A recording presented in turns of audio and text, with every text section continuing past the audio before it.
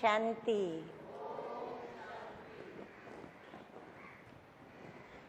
आज है पावन पर्व रक्षाबंधन या यह धार्मिक त्योहार। भले इसका बीज जो है भारत में पड़ा, इसकी शुरुआत, इसका आरंभ भले भारत से हुआ, परंतु यह एक वैश्विक त्योहार है, जिस त्योहार को सारे ही विश्व की मनुष्य आत्माओं के भलाई के लिए है। ये त्योहार सभी का शुभ करता है। यह त्योहार सर्व मनुष्य आत्माओं को एक दो के साथ एक ऐसे शुद्ध बंधनों में बांधता है, या कहें शुद्ध संबंधों में जोड़ता है। शुद्ध संबंध की और शुद्ध स्नेह की उत्पत्ति यह बंधन करता है। और यह रक्षा बंधन प्रत्येक क्षेत्र के प्रत्येक मनुष्य आत्माओं को, चाहे वो मनुष्य आत्मा इस रक्षाबंधन के त्योहार को माने या ना माने, चाहे आस्तिक हो चाहे नास्तिक हो, चाहे शाहूकार हो चाहे गरीब हो, शिक्षित हो अशिक्षित हो, परंतु इस रक्षाबंधन के त्योहार को सभी ने मान्यता दी है।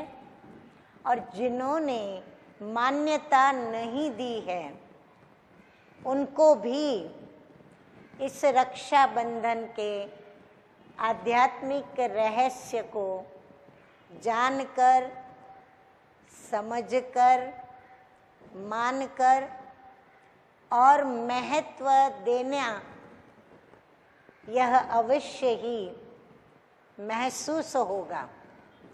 और फिर वह दिन उनके लिए भी इंतजार का रहेगा, जैसे मानने वालों को इस रक्षाबंधन के पावन पर्व का, त्योहार का इंतजार रहता है कि कब वो त्योहार आए और हम अपने स्नेही जन से मिलेंगे, स्नेही जन को शुद्ध स्नेह के संबंध के सूत्र में बांधेंगे। और आश्चर्य की बात देखो कि बंधन है, परंतु यह बंधन बड़ी खुशी खुशी के साथ बांधने के लिए जिस भी स्नेही जन को बांधा जाता है, वह अपनी कलाई को आगे करता है। परंतु कई बंधन ऐसे भी होते हैं जो बंधन कलाई को आगे नहीं करते, लेकिन उससे बचने का यत्न करते। अर्थात जब किसी कानूनी कार्रवाई होती है, जब कोई गुनाह करता है, जब कोई हिंसक प्रवृत्ति करता है, तो उसकी कलाई में राखी के बदले में बेड़ियां पहनाई जाती है। कहने का तात्पर्य, बंधन दो प्रकार के, एक सुखदायी बंधन, दूसरे हैं दुखदायी बंधन। और इन दोनों बंधनों के अंदर प्रत्येक मनुष्य आत्मा बंधती है। जो सुख के बंधन हैं उन बंधनों में बंधे रहना चाहती है। उस बंधन को न वो छोड़ना चाहती है, न वो तोड़ना चाहती है, न वो मरोड़ना चाहती है। परंतु जो दुख के बंधन हैं उनसे प्रत्येक व्यक्ति उस बंधन से मुक्त होना कभी ना कभी अवश्य ही चाहता है। वो उन बंधनों को भले उसने खुशी से जोड़ा हो, परंतु जब वही बंधन उसके लिए दुखदायी बन जाता है और वो असहनीय बन जाता है, तो वह उस बंधन से अवश्य ही स्वयं को छुड़ाना चाहता है, मुक्त होना चाहता है। तो बंधन कितने प्रकार के जो सुख देते और दुख देते, हम मुख्य बंधनों का देखेंगे। मुख्य बंधन मनुष्य आत्माओं को अपनी देह का अर्थात अपनी देह की कर्मेंद्रियों सहित स्थूल और सूक्ष्म बंधन, इसका विस्तार देखेंगे। दूसरा बंधन 5 विषय विकारों का बंधन। उन विषय विकारों के अनेक छोटे छोटे बच्चे भी हैं, जैसे ईर्ष्या, द्वेष, वैर भावना, बदला लेने की भावना आदि आदि आदि। तो दूसरे हैं विषय विकारों के बंधन। तीसरा बंधन है कर्म बंधन। प्रत्येक मनुष्य आत्मा या तो श्रेष्ठ कर्म करती है, या फिर साधारण कर्म करती है, या फिर कनिष्ठ कर्म करती है। अर्थात पुण्य कर्म करती है, पाप कर्म करती है और साधारण कर्म करती है। तो कर्मों का बंधन। फिर आगे आता है चौथा हिसाब किताब, अर्थात जो बंधन बांधे गए उसमें जो उसने लेन देन की, उन लेन देन का बंधन, जिसको हिसाब किताब का बंधन कहते हैं। तो वो हिसाब किताब का बंधन जिसमें सुख की भी अनुभूति तो दुख की भी अनुभूति।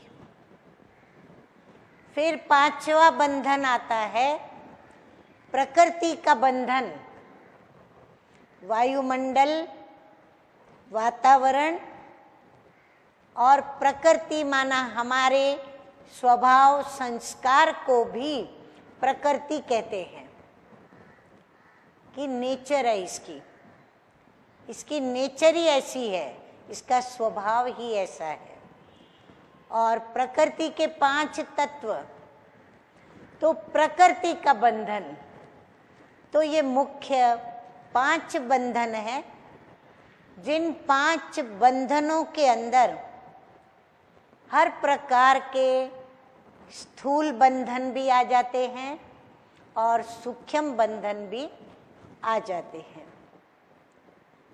स्थूल बंधन का मतलब यही है कि वह बंधन जब किसी व्यक्ति को उस बंधन में बांधा जाता है तो वह व्यक्ति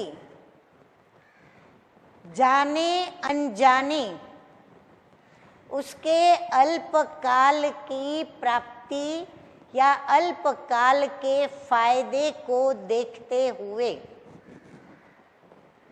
यथोचित निर्णय न लेते हुए कर्मों की श्रेष्ठता का, जो कर्म फिलॉसफी का या कर्म की गुह्य गति का ज्ञान है, उसको विस्मृत करते हुए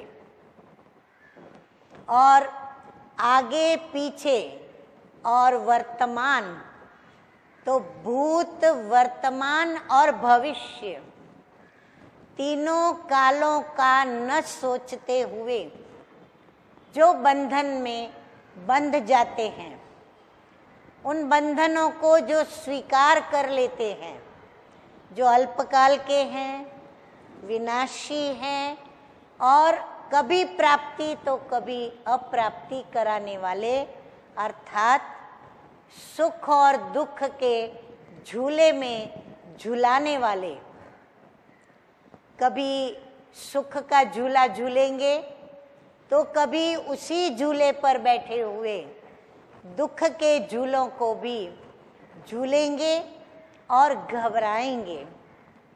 जैसे झूला, जहाँ तक हम उस झूलने का आनंद ले सकते हैं, हम उससे सुख का अनुभव करते हैं, परंतु वही झूलना जब दुखदाई होता, अर्थात झूला हमारी झूलने की क्षमता से ज़्यादा ही जब तेज जाता है, तो फिर घबराहट होने लगती है और इंसान स्वयं को सुरक्षित करने की भावना में आ जाता है।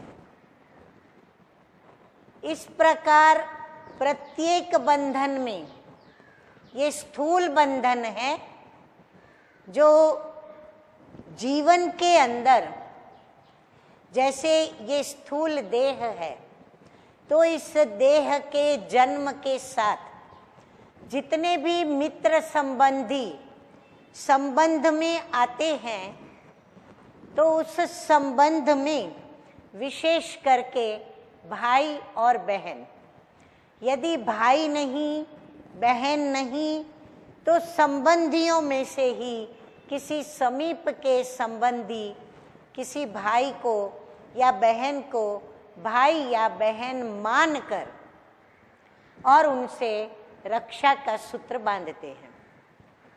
परंतु कभी कभी ऐसा भी होता कि संबंधी के किसी भी सदस्य से, भाई या बहन के नाते से रक्षा नहीं बांधी जाती, परंतु किसी अनजान भाई या बहन में भाई या बहन की भावना बैठती है, या भाई या बहन जैसा उससे स्नेह की अनुभूति आती है, तो फिर उससे भी रक्षा सूत्र बांधा जाता है। तो ये बंधन सुखदायी बनता है। कब बनता है? जब उस बंधन से सूक्ष्म में अनुभूति आती है। किस बात की? सुख की, स्नेह की, संबंध के रस की, आनंद की। जब ऐसी सूक्ष्म में अनुभूतियां आती हैं, तब ये बंधन सुख का बनता है।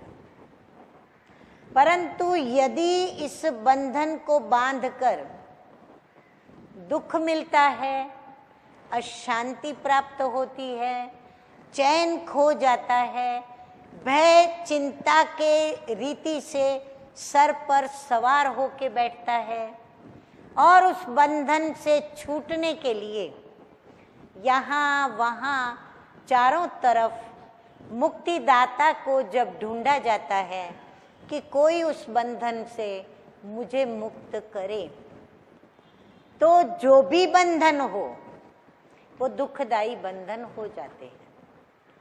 तो ये भाई बहन का ही बंधन सुखदाई या दुखदाई नहीं होता, परंतु मैंने जैसे कहा कि देह और देहधारियों का बंधन, जिसके साथ कर्मों की लेन देन का बंधन भी जुड़ा हुआ है, जिसके साथ विषय विकारों का भी संबंध जुड़ा हुआ है, जिसके साथ हमारे स्वभाव, संस्कार और प्रकृति के भी बंधन जुड़े हुए हैं। तो वो बंधन, जिस बंधन के अंदर सारे देहधारी अलग अलग स्नेह के या संबंध के बंधनों में बंधते हैं। ब्लड कनेक्शन में माता पिता के जो भी संबंधी होते हैं, वो सारे संबंधी उस व्यक्ति के संबंधी कहलाते हैं और वो उनके बंधनों में बंधता है। और उन बंधनों के जो भी नियम हैं, कायदे हैं, मर्यादाएं हैं, सामाजिक या पारिवारिक रीत रिवाज हैं, उन सभी बंधनों में उसे बंध करके और अपने जीवन के अंदर व्यवहार में उसे चलना पड़ता है। और हिसाब किताब जहाँ आता है तो लेन देन का संबंध जब वो उन मित्र संबंधियों से या समाज की किसी भी व्यक्तियों से करता है तो उससे उसका एक चौपड़ा तैयार होता है। दुख दिया तो उसका अलग खाता बनता है, सुख दिया तो अलग खाता बनता है, श्रेष्ठ कर्म किया तो अलग खाते में जाता है, कनिष्ठ कर्म किया तो अलग खाते में जाता है, पुण्य कर्म किया, दान धर्म के कर्म किए तो अलग खाते में जाता है, पाप अधर्म और व्यभिचार, अत्याचार, भ्रष्टाचार किया तो अलग खाते में जाता है। तो वो हिसाब किताब बनता है। फिर उसके साथ जुड़ती है प्रकृति, अर्थात स्वभाव, संस्कार अपने। हमारे स्वभाव में यदि 5 विषय विकार हैं या 5 में से कोई भी विषय विकार है या फिर उनकी जो संतान है, ईर्ष्या, द्वेष, वैर, बदला लेने की भावना, यदि उनमें से भी कोई भी विषय विकार सूक्ष्म में है तो वह भी यदि उन विषय विकारों के वशीभूत कर्म करता है तो उसका खाता अलग बनता है। और यदि वो निर्विकारी कर्म करता है और इन सभी नकारात्मक अवगुणों से मुक्त होकर, व्यसनों से मुक्त होकर कर्म करता है तो उसका खाता अलग बनता है। तो वो पुण्य का खाता कहलाता है, वो पाप का खाता कहलाता है। और फिर प्रकृति के द्वारा जब कोई भी आपदा आती है तो उस आपदा में यदि हमने अपनी स्थिति को प्रभु की स्मृति में रखा, यदि अपनी स्थिति को अचल बनाए रखा, अडोल बनाए रखा और परिस्थिति के समय सावधानी बरतते हुए जो करना है वो यदि किया तो हम प्रकृति जीत बनते हैं, वरना हमारा वहाँ भी खाता बन जाता है। परंतु जो दुखदाई बंधन है उनसे हम छुटकारा पाना चाहते हैं, मुक्त होना चाहते हैं, चाहे वो स्वभाव हो, संस्कार हो, अपने हो, दूसरों के हो, चाहे व्यसन अपना हो, चाहे दूसरों का हो, चाहे हिसाब किताब स्वयं का हो, चाहे अन्य आत्माओं से जुड़ा हुआ हिसाब किताब हो, या फिर 5 विषय विकारों में से मोह प्रबल हो, काम प्रबल हो, क्रोध प्रबल हो, लोभ प्रबल हो, अहंकार प्रबल हो, जिससे स्वयं भी परेशान होते हैं तो अन्य भी परेशान होते हैं। तो इन विषय विकारों से भी मुक्ति पाना चाहते हैं। कहने का तात्पर्य, सभी इन दुखदाई बंधनों से मुक्त होना चाहते हैं और सुखदाई बंधनों में बंधना चाहते हैं, अर्थात सुरक्षित होना चाहते हैं।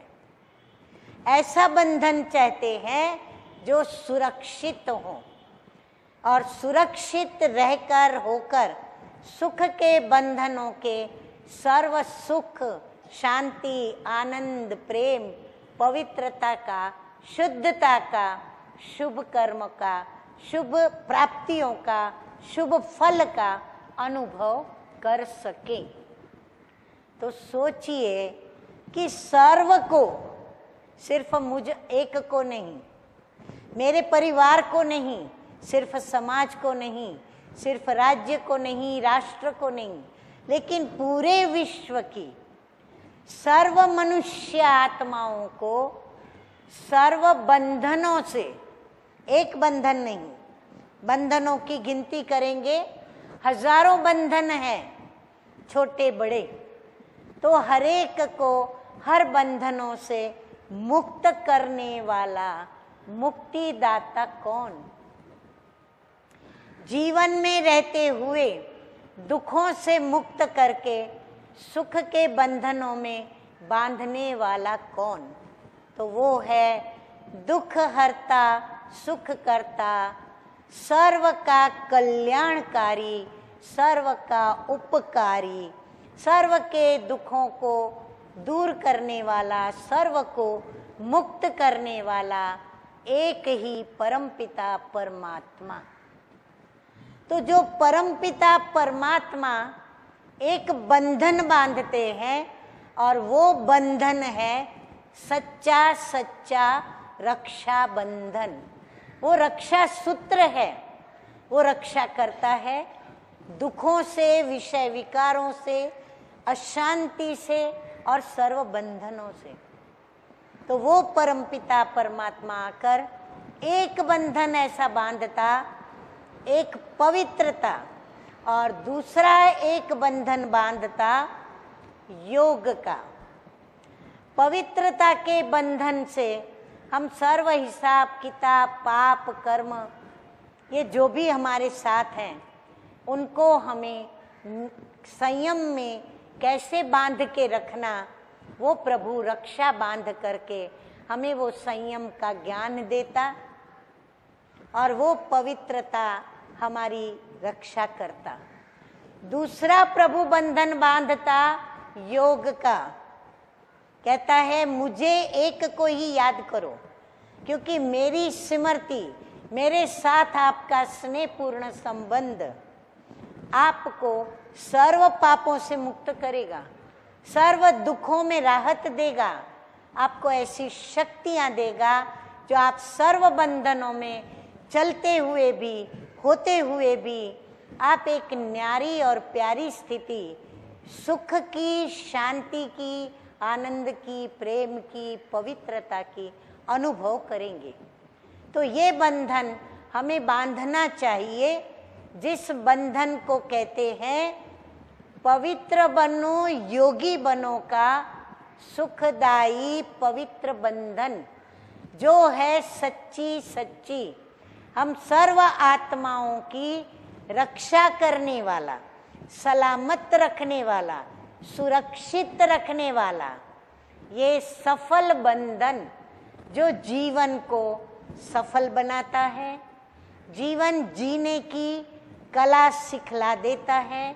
जो बंधन सिर्फ एक जन्म के लिए नहीं, विनाशी नहीं, अल्पकाल की प्राप्ति का नहीं, परंतु ये अविनाशी बंधन बनता है।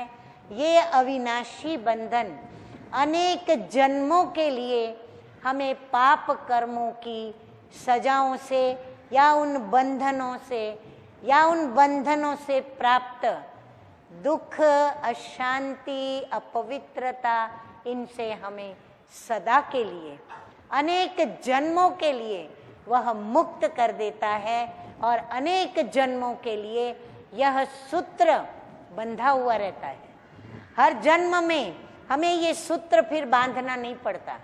ये सूत्र बांधने की शुरुआत तब होती है जब हम परमपिता परमात्मा को भूलते हैं, और परमपिता परमात्मा को तब भूलते हैं जब हम स्व को भूलते हैं कि मैं इस शरीर को धारण करने वाली आत्मा हूँ और परमपिता परमात्मा की संतान हूँ। भले मैं देह में हूँ, परंतु मुझे अपनी आत्मा के परमपिता परमात्मा को कभी भी भूलना नहीं चाहिए। तो यह भी एक सूक्ष्म बंधन योगी भव का हमें बांध लेना अति आवश्यक है। तो आज रक्षाबंधन पर आप रक्षा सूत्र बांधेंगे। किसी भी एक दुखदाई बंधन जो स्वयं के स्वभाव या संस्कार के कारण है, उसको आज आप प्रभु को अर्पण करेंगे या बहन को सौगात में देंगे, और सुख के संबंध की सौगात आप स्वयं अपनी बहन को देंगे, और प्रभु से आप ये अनेक जन्मों की बंधनों से मुक्त जीवन मुक्ति के सौगात को आप प्राप्त करेंगे। तो रक्षाबंधन के पावन त्योहार पर आप सबको हमारी हार्दिक बधाई हो। रक्षाबंधन आपको मुबारक हो और आप इस बंधन में बंधें और अनेक जन्मों के लिए, चलो अनेक जन्मों के लिए नहीं तो कम से कम इस जन्म के लिए आप मुक्ति और जीवन मुक्ति देने वाले शुद्ध पवित्र शुभ बंधन में अपने को बांधे। यही है सच्ची सच्ची रक्षाबंधन, और ऐसी रक्षाबंधन आप मनाएं, ऐसी हमारी आपके प्रति शुभ भावना शुभकामना। फिर से एक बार आपको रक्षाबंधन की बहुत बहुत बधाई हो, मुबारक हो, मुबारक हो। ओम शांति।